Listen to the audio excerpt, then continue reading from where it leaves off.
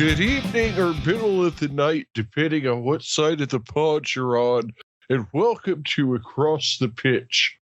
We're the show for people who think Bate Borisov was Bullwinkle's arch nemesis.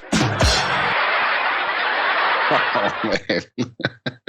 That's a throwback right there. Rocky and Bullwinkle. Huh? Oh, okay. I got that. I was just laughing about Phil and his Bate. I don't want to finish that sentence. Now, of course, the arch nemesis of Bullwinkle was Boris Badenov. Bate Borisov is the kind of the PSG of the Belarus League, if you will, famously knocking off Bayern Munich back in 2012. And what did you say that was, Matt? They had won 7 of the last 8 league championships. Who's that? Byron? Bate. Well, probably either one of them. Bate's won like the last 12 of 13 or something. Yeah, so I mean, you need him. But yeah, so we have a little bit going on that we announced at the last show. And so now you have Bayern is now 7 points clear of Borussia Dortmund, while Bate is just 1 point clear of Energetic. So it looks like you might be owing me some beers here at the next game, Matt. Yeah, but let's throw in how many games are left in each of those leagues. That's it. That is like one huge, long-winded, like shotgun seat right there, Phil. I'm sorry, mate. That's probably not going to happen for you. I'm telling you. I don't know anything about Energetic. I know a little bit about sluts, as we spoke about last week, but Bate typically seem to just run away with it.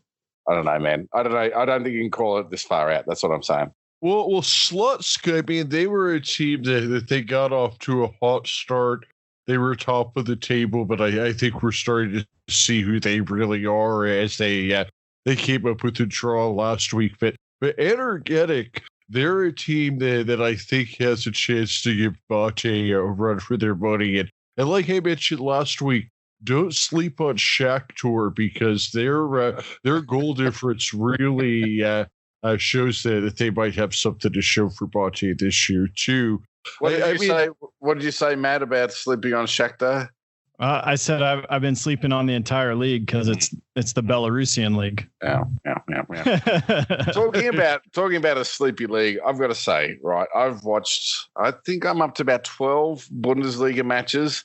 It was probably a better match than I expected between Bayern and Borussia Dortmund. And I did love that there was some dude up in the stands with this huge like sound board. Do you know what I mean? Like you can just push like these buttons and the crowd reactions happens.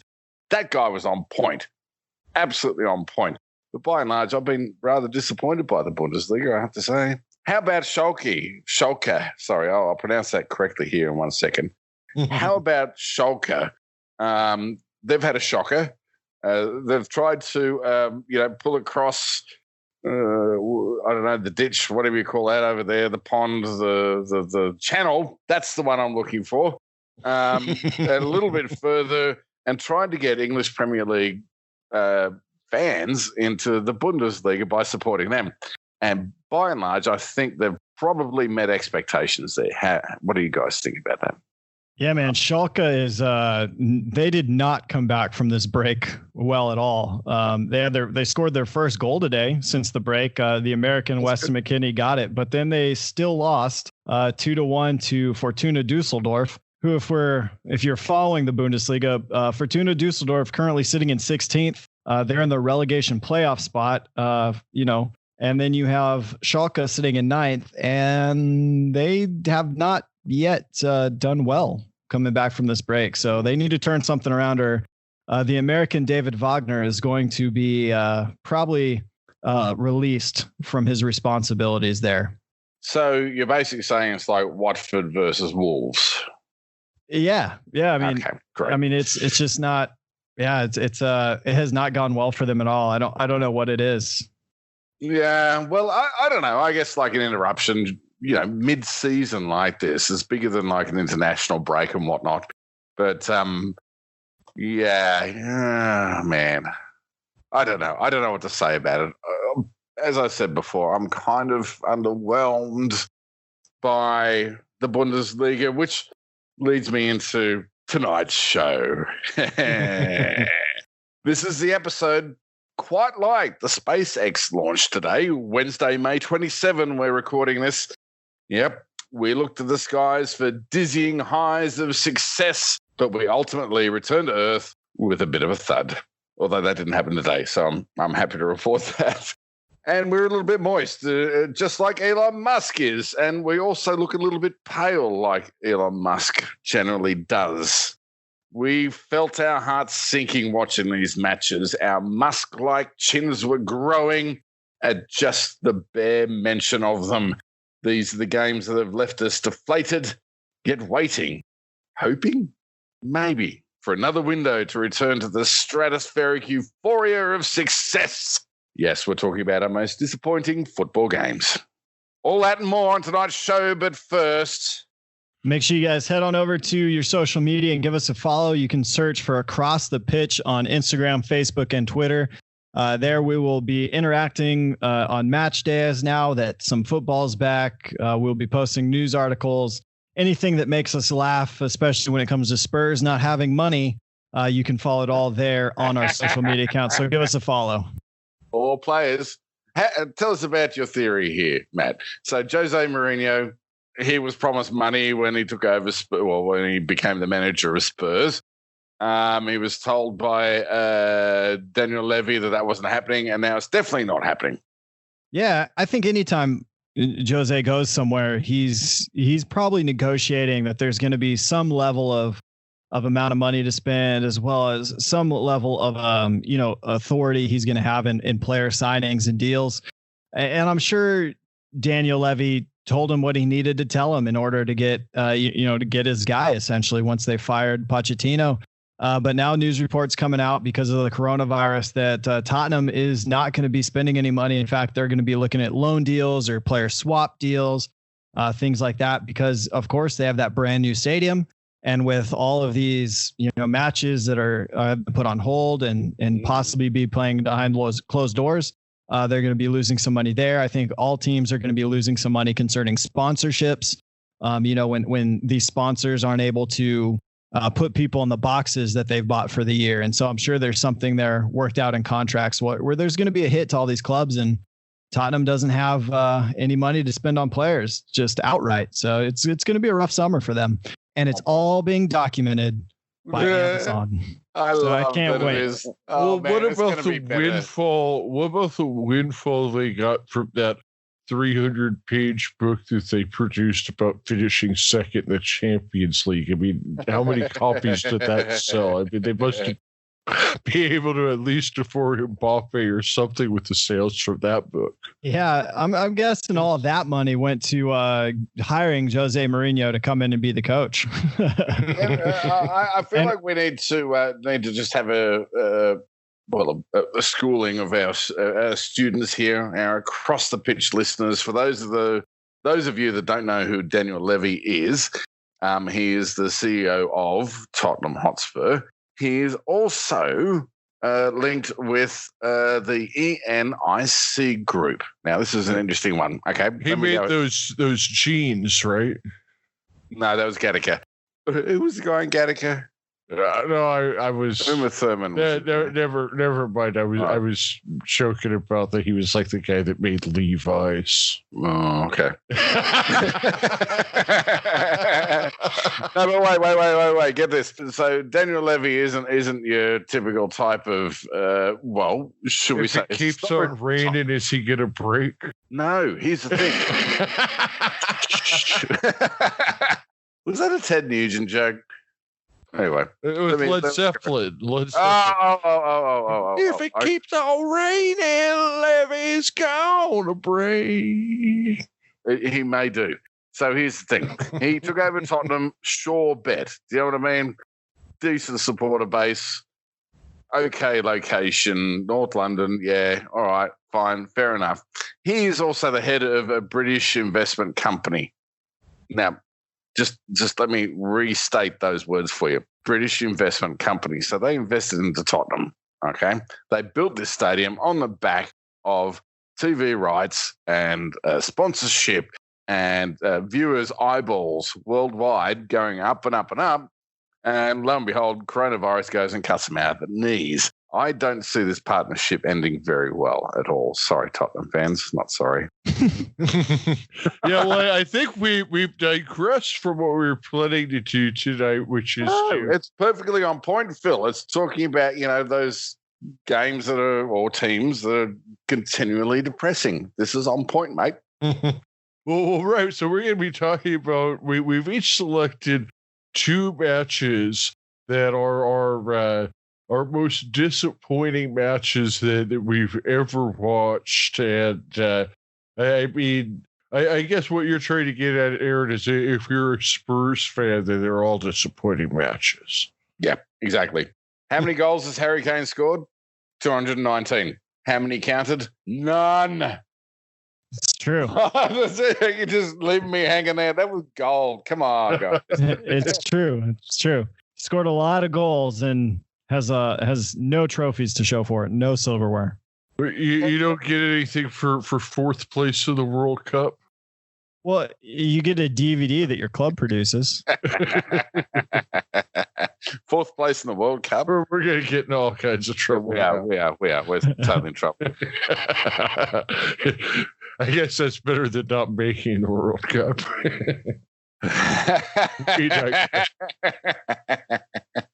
Yes. Funny enough, I talk about that. Let me go first. Oh, no, I don't talk about that. Okay, maybe this came in fourth. Australia versus Iran. It was 1990, something around there. We were all but there, and all we had to do was win at home versus Iran. Yes, Iran.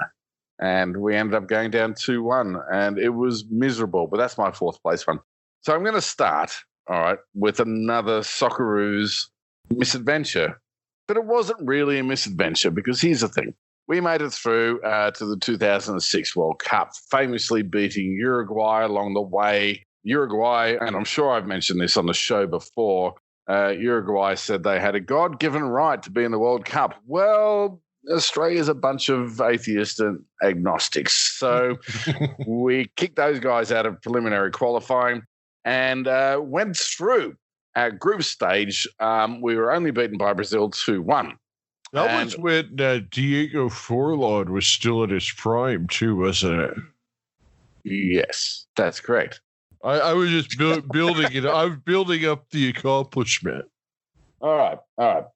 Yes, it was. All right. So I also think I need to preface this because we came up in the round of qualifying, around the 16, beg your pardon, in the 2006 World Cup against Italy. If we had beaten Brazil, and that's a big if, and you know what, we really didn't deserve to beat Brazil. We were lucky to even get a goal in against them. We came up against Italy, and I'm going to preface this by saying Australia has no right to beat Italy in the World Cup. And you know what? We played like it. It was awful. It was 90 minutes of dire football, Italian defending football, attacking on the break, and even they weren't real good on the break either. They knew they were going to walk all over us. And Australia kind of had the mentality that we did as well, that they were going to walk all over us. And you know what? For most of the 90 minutes, it was awful. It was punctuated by a red card, however, on Bresciano, and I forget who gave one of our main strikers, Bresciano, bald-headed guy like me, love him.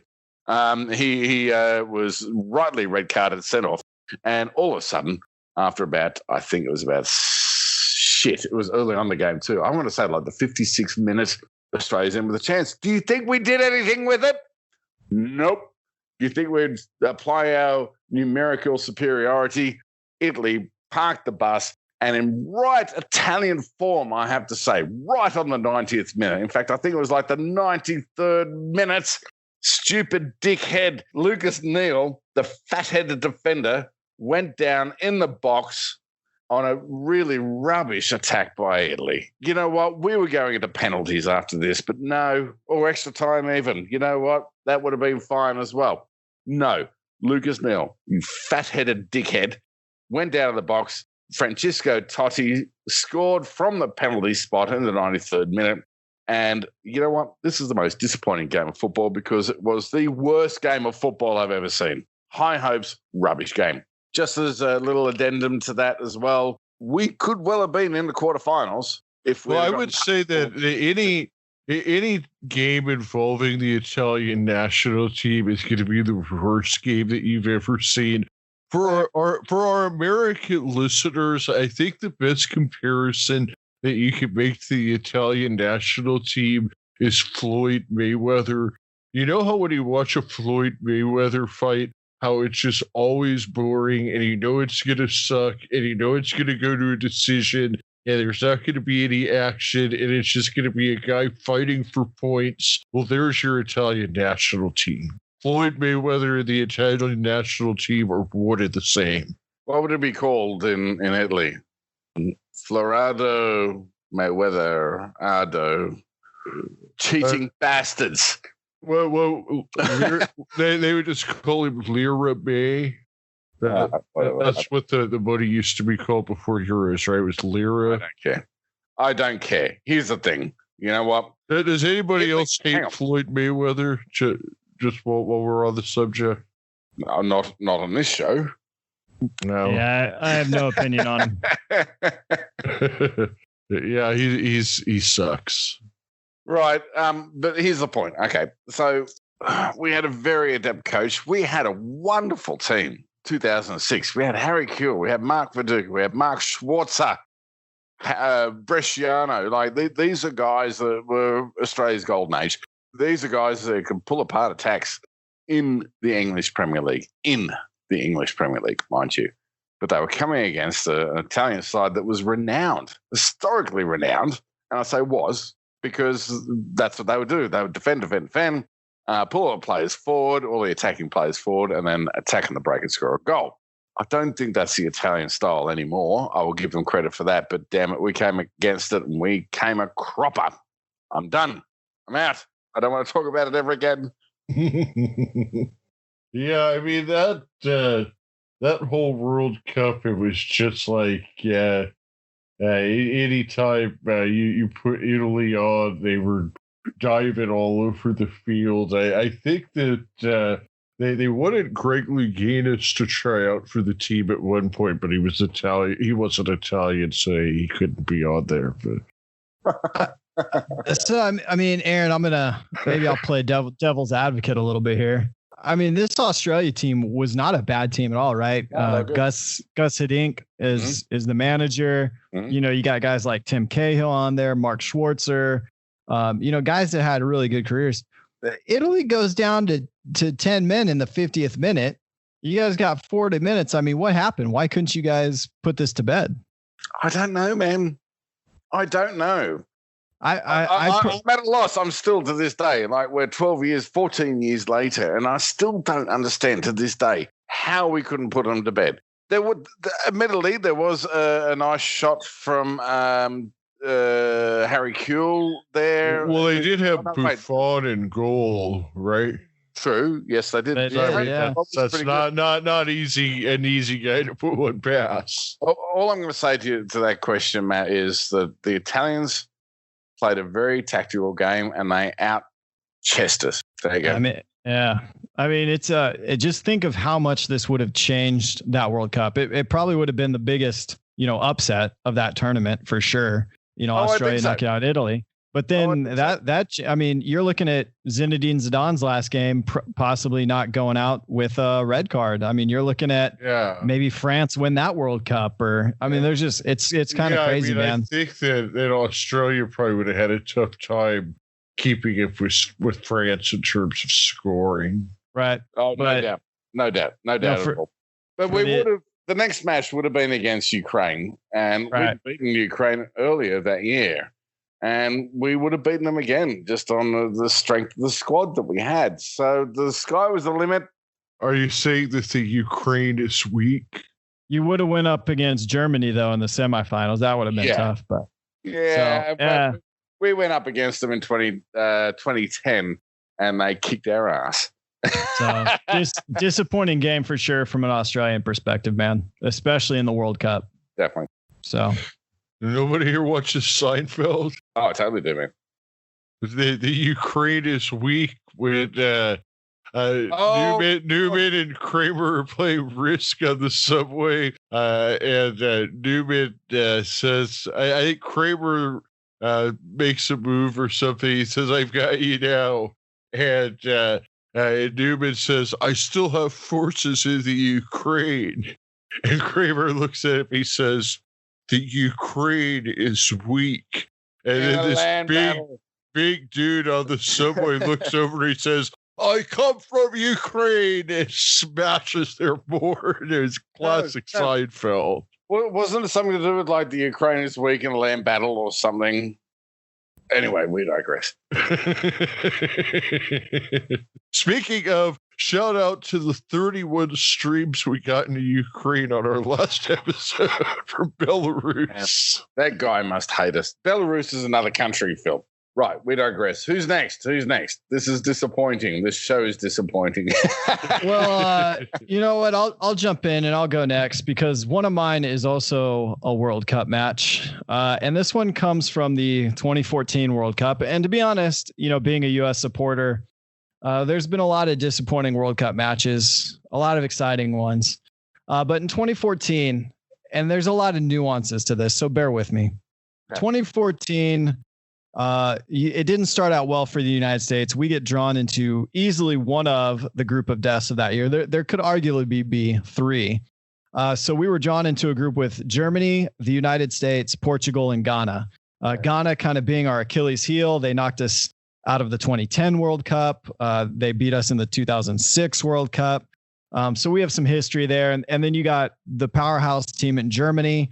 The powerhouse team in Portugal, with guys like Nani and Ronaldo. And so this was just, not shaping up. I think most U.S. fans felt like, all right, we're probably going to drop out of the group stage.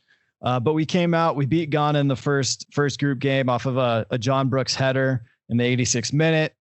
We drew against Portugal. We were actually up 2-1. It took a stoppage time equalizer for them to draw level. And then Germany just beat us 1-0, and we squeak into the knockout stage on goal difference. And there we get the draw of Belgium. Yeah. Belgium. Just as Belgium are hitting their heights too. And they're still very good. Right. This is probably the beginning of that golden age of this Belgian team, right? So you got Thibaut Courtois, Vincent Kompany's kind of the old guard, Jan Vertonghen, Axel Witsel, Fellaini, Kevin De Bruyne, Dries Mertens, Eden Hazard, Divock Origi, Lukaku off the bench. I was wondering if you're going to mention Lukaku. Oh, man. This dude has over 100 goals in the Premier League. Hate all you will, but the dude can score goals. I'm still going to hate him. And the teams come. This was a great game. Throughout, we go goalless for 90 minutes. It leads us to extra time where we unfortunately lose. Tim Howard comes up with a huge game, making officially 15 saves, which I still believe is the World Cup record for saves in a game. That guy had made after him. He had made after him. It was a great game. In fact, he won man of the match. Think about this. He won man of the match. Wow. in this, and he lost. But here's what hurts. In the right before the 90th minute, I think it was actually in stoppage time. Chris Wondolowski has a great chance to win this thing for the U.S. He's 5 yards out. All he has to do, this is a striker's goal. The ball's played in. He's 5 yards out. It's a tap in. And Chris Wondolowski, the leading goal scorer in MLS, the all-time leading goal scorer in MLS now, completely misses. And here's why this sucks.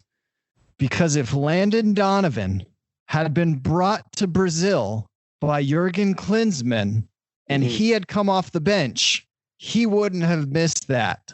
But no, Jurgen Klinsmann had some sort of issue with Landon Donovan and chose to leave possibly the greatest American player at home while he's still kind of in his prime. He was in his early 30s, and even if you weren't going to start the guy, bring him and you have someone on the bench.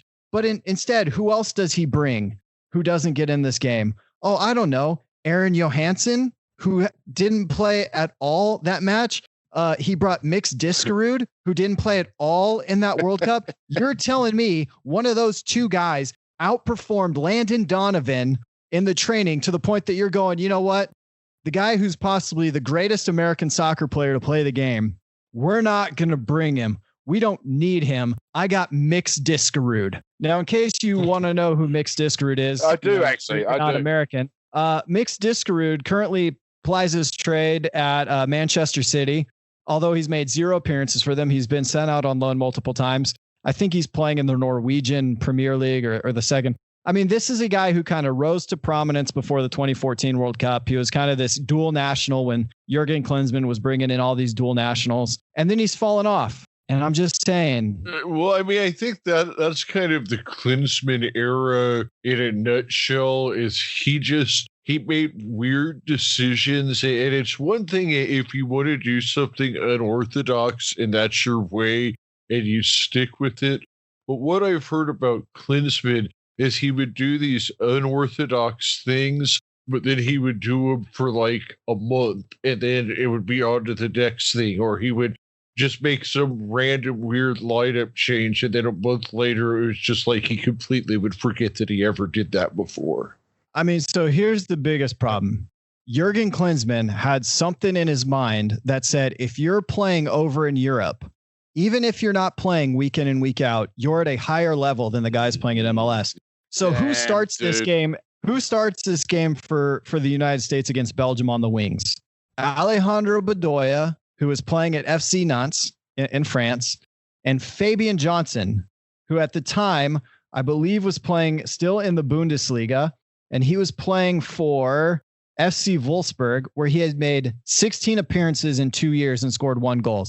You're telling me, and I'm a little cheesed off right now. Cheesed off. Talking about cheesed off. You're telling me that Landon Donovan isn't better than both of those guys on his worst day?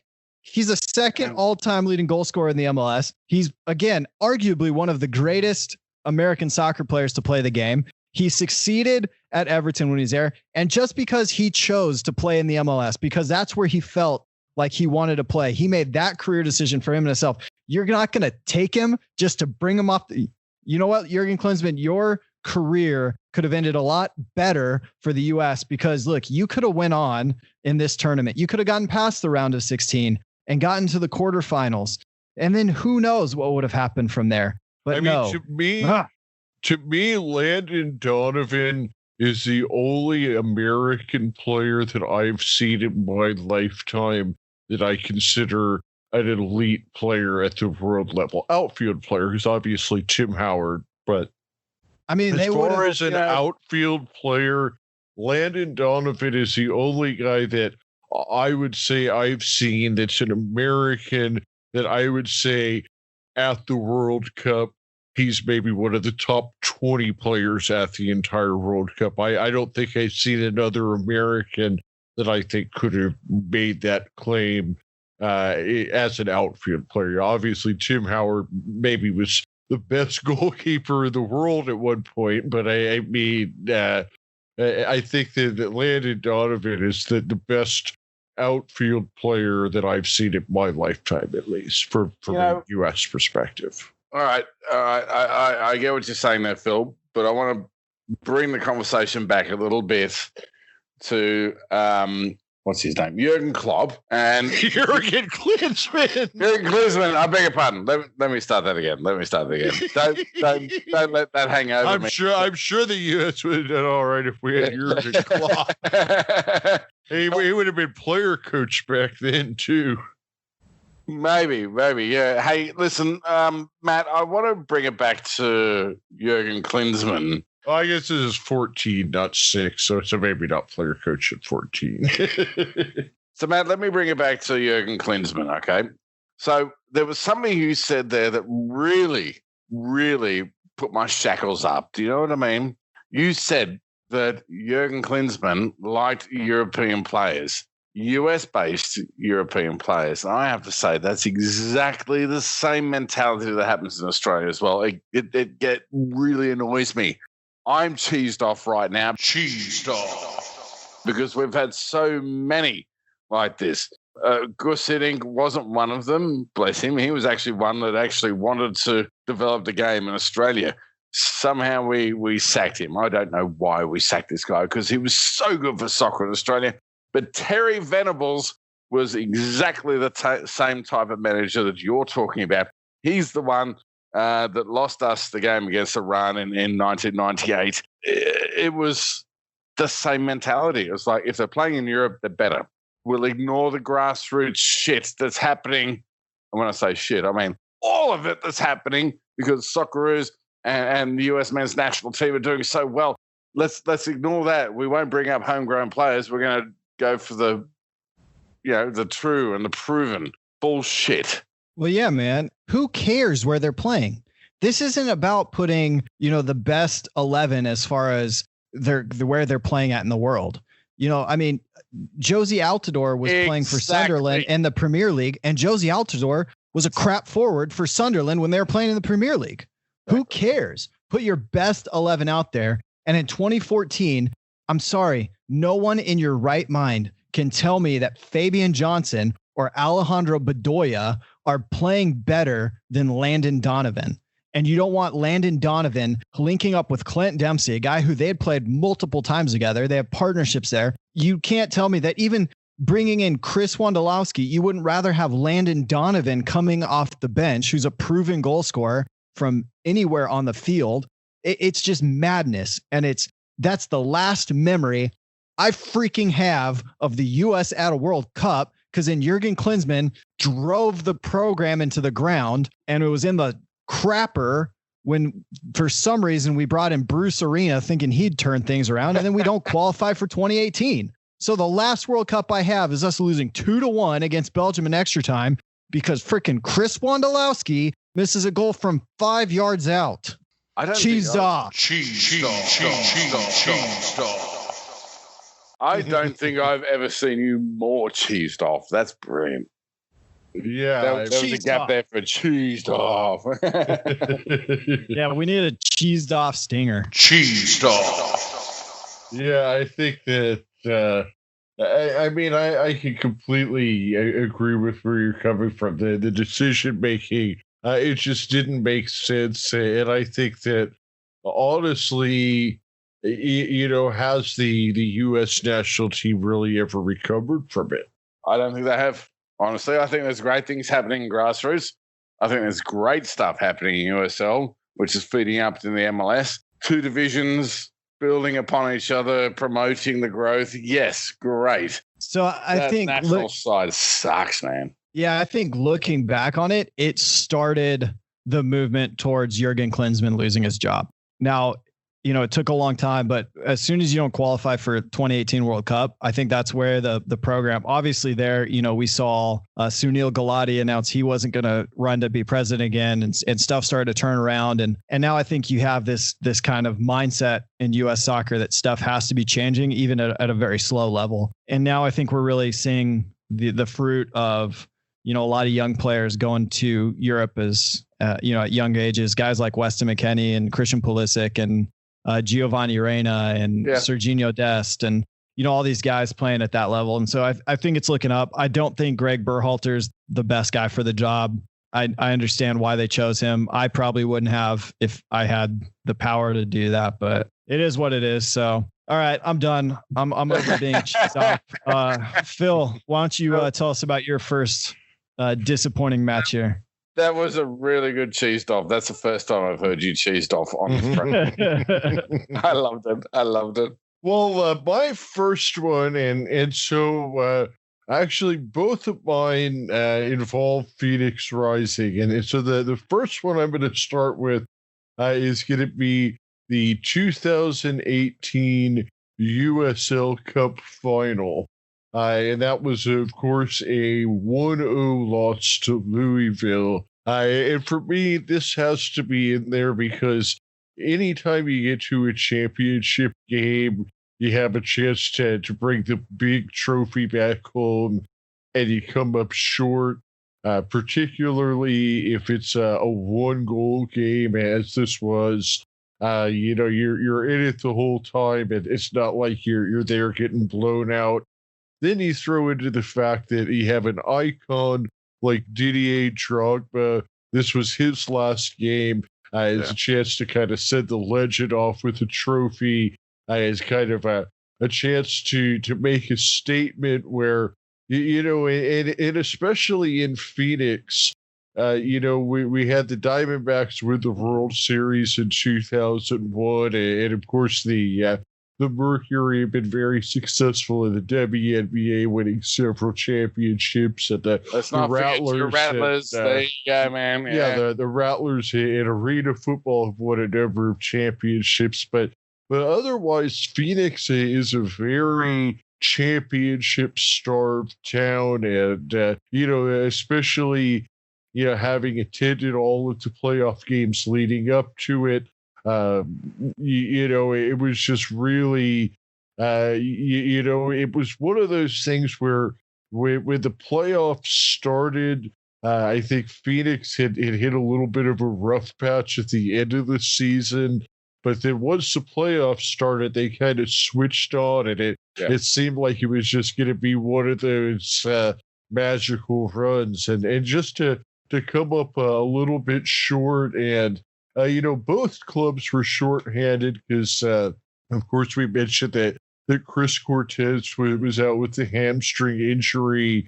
Louisville was short Cameron Lancaster. So it was two shorthanded teams. It was a very cold weather game, which, obviously that probably hurt Phoenix. But it was just, it wasn't anything specific about the game because, it was a game where it was just, kind of an average 1-0 game where, the other team converted one of their chances and we didn't manage to. But it's just anytime you lose a championship game, that's got to be on there. So yeah, for sure that's one of mine. I'm with you on that, Phil. So we were there for the last, should I say, Phoenix Rising's first playoff game as Phoenix Rising. And we won that, and then we went to. No, it wasn't. They had lost the year before, I believe, to Swope Park. Oh, you're right, and I was there for that as well. Damn it, I should remember better. Anyway, that season, we won against. Man, I want to say Salt Lake City. I think I could be wrong with that. I'm trying. Yeah, no, it was. So I know it was Swope Park in the second round, and it was Orange County. Yes, that's right. So we got revenge. You're absolutely right, Phil. We got revenge from Swope Park kicking us out. We kicked them out the following year. We beat OC at OC, and that was one of the hardest matches I've ever seen. And if it weren't for Chris Cortez going out, I swear to God, we would have won. So one interesting thing I did find today in the article is I now, of course, remember Chris Cortez did leave the Orange County match with an injury, but what I actually read is that the hamstring injury apparently occurred in practice during the week. So the hamstring injury didn't occur in the game, which was something I just learned today. When I was kind of going back and. Yeah, no, I thought it had. He was playing like a belter. He scored the first goal. I thought he was looking great, and that looked like a genuine hamstring injury. Wow, I did not know that. He was playing through that. Damn, what a legend. Well, no. So what I'm saying is, so he had the hamstring injury happen in practice in between the Orange County and the Louisville game. No, but he went off injured in the Orange County game. Right. So that's what I'm saying is he went off injured in the Orange County game, but according to the article I read, the hamstring injury that he missed with actually happened in practice that week. Oh, damn. That's not good. I've got to say, probably the most disappointing aspect of that game was that, I was going for Phoenix Rising, we lost, but it was also a bit of a dismal freaking game too. Do you know what I mean? Didier Drogba tried hard. He even had a bicycle kick attempt. This is going to be a really unpopular opinion here, okay? I feel like Didier Drogba overruled the coach during that game, and that's why we lost. I don't know if he overruled him, but it did. There was this weird feeling that year. And I've always thought, and so I remember watching this game at home and talking to my wife and just being like, man, it's got to be so hard being Rick Schantz and you're coaching a guy who's your boss. I mean, Drogba's a part owner of this team and you're coaching him and he's your boss. And look, you're talking 2018. I mean, the guy's 40. He's just played an entire season. I mean, he had time off because of, the World Cup that year. And then he came back and the team was just firing on all cylinders while he was away from the World Cup. And he came back. And you're right, Aaron. That was towards the end of the season that he kind of came back and got back on the fold of things. And then it felt like the team began to stall a little bit. Man, it was weird. It was weird. And it was a rough game. It did exactly like you said. He went for the BBC thing with the World Cup. They were kind of firing on all cylinders. He came back and they stalled at the end of the regular season. And I was kind of saying, I don't know. He doesn't seem to be working back into the lineup well. But then once the playoffs started, he really played well in the playoffs. He had the winning goal against Orange County. So, I think it's hard to say. I think he played well in the playoffs. He had the two best chances to score in that final game because he hit one free kick that was just in front of midfield that got all the way to the keeper. And to me, just his free kick ability alone was worth having him on the field for because, at the level of the USL, to have that ability at free kicks, that's going to almost get you a goal every other game just because the keepers have never seen that before. Well, but they had though, and that's it. Like Louisville were a well-drilled side. Nothing against these guys, by the way. They were an excellent team. They were champions for a reason. They beat an excellent Western Conference. Yeah, exactly. Yeah. They were Eastern Conference champions for a reason, and they were USL champions for a reason. But I don't know. I kind of feel like Didier Drogba is the type of player where they can go and look up the books and defend against that. Do you know what I mean? As opposed to your Chris Cortez's, for example, who you don't see much video on because it's on USL, and he's probably got, 2 or 3 seasons and not much of video footage to speak of. So I don't know. Here's the thing. Well, I don't think Chris Cortez was not playing because Drogba was playing. They would have both been in the game if Cortez had been healthy. No. Oh no, I'm absolutely agreeing with you here, Phil. I'm absolutely agreeing with you here. And here's the difficult thing for me. All right, I loathe Didier Drogba as an Arsenal fan because he would religiously, routinely shunt us aside and just like, fuck off, go on, see you later, next. And when he came to Phoenix, I had mixed feelings about him coming here. I'm like, oh God, I hated this guy, but now he's playing for my home team. He was spectacular for 2 seasons, absolutely spectacular. As a guy from, ex-Premier League, ex-even Turkish League, do you know what I mean? Coming down here, playing in the 2nd division in America, in Phoenix. I love the guy. I saw his butt. I don't think he did us a service in that last game. I'm just going to lay it on the line. I don't hate the guy for it. I just feel like maybe there were some tactical changes that weren't taken on board because he maybe thought better of it. Well, let me ask you this. I mean, with Cortez being out, I mean, also you had Rigi was out. I mean, and at that season, he had been kind of a a main cog in the midfield offensively. So I mean, Yeah. who were you going to put in instead of Drogba for instance? No, I know. I'm not saying take Drogba out, but maybe, just maybe, a little Rick Shantz suggestion could have landed on Didier Drogba's bald pate. Well, one thing to keep in mind is Shantz came in mid-season, so he never had a chance to really institute his system. He hadn't gone through a full training camp with them or anything. Yeah, that's true. But hold on, we were saying that at the beginning of last season too with Rick Shantz, and he's proved us wrong. So yeah, I think it's just tough. I mean, you're in a final.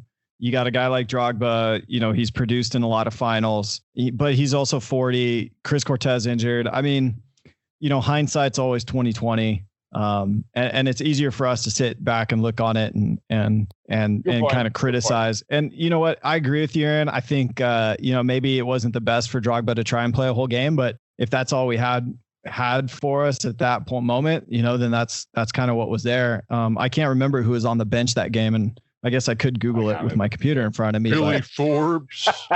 Yeah, you know what I mean? And I'm not the biggest Billy Forbes guy, but and we had Kevon Lambert too, right? Or not Kevon Lambert, Kevon Frater, Kevin Frater. We have Frater. Yeah. So, I mean, it is what it is. It was a crap game, Phil, and I think anyone who's a Phoenix Rising supporter looks back on that. Yeah, I mean, so basically, you have Drogba or two guys you could bring in that are liable to get set off within the first 3 minutes they're on the pitch. Right. So here we go. Here's my solid point about this. All right. If Rick Shantz hadn't played Drogba for the full 90 minutes, how much shit would he have got? Right. Or was 1-0? Yeah. I mean, again, it's just that rock in the hard place, man.